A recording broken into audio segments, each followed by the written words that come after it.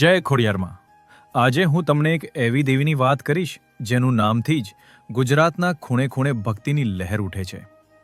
એમાં જે મગર પર સવાર થઈને આવે છે, હાથમાં ત્રિશૂળ લઈને ભક્તોના દુઃખ દૂર કરે છે, અને જેનું નામ એક નાનકડી ઈજાથી ખોડિયારમાં કહેવાય।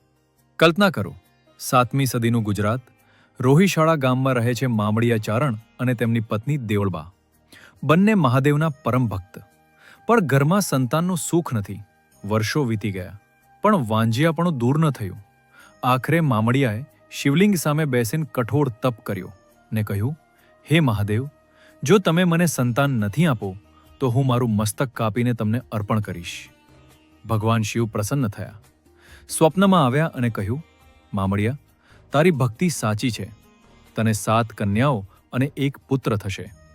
એ કન્યાઓ દિવ્ય શક્તિવાળી હશે અને લોકોના દુઃખ હરશે। અને મિત્રો, એમ જ થયું। દેવળબાએ 7 દીકરીઓ અને 1 દીકરાને જન્મ આપ્યો।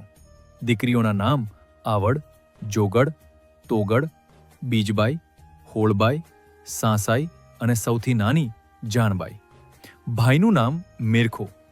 હવે પ્રશ્ન એ છે મિત્રો, જાનબાઈ ખોડિયારમાં કેમ બની? એક દિવસ નાનો મેરખો રમતો હતો, ત્યાં અચાનક એક ઝેરી સાપે તેને ડંખ માર્યો। ઝેર ઝડપથી ફેલાવા લાગ્યો। બહેનો ગભરાઈ ગઈ। મોટી બહેન આવડે કહ્યું, પાતાળમાં નાગ દેવતા છે, તેમના પાસે અમૃત છે જે ઝેર ઉતારી શકે।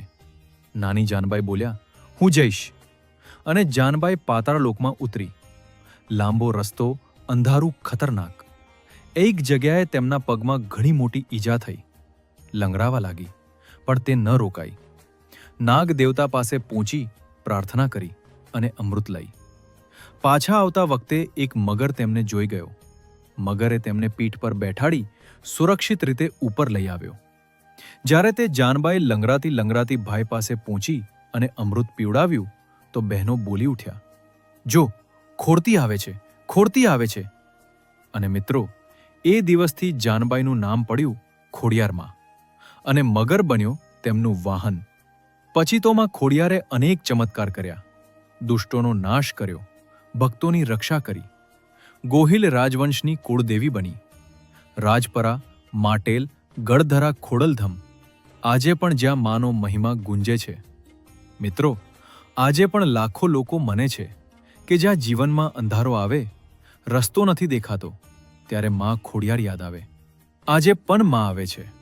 મગર પર સવાર થઈને હાથમાં ત્રિશૂલ લઈને ભક્તોના દુઃખ હરાવ। તમને પણ ક્યારે લાગે કે હવે મારાથી નથી થતું, તો એકવાર દિલથી કહો, જય ખોડિયારમાં, જય જય ખોડિયારમાં।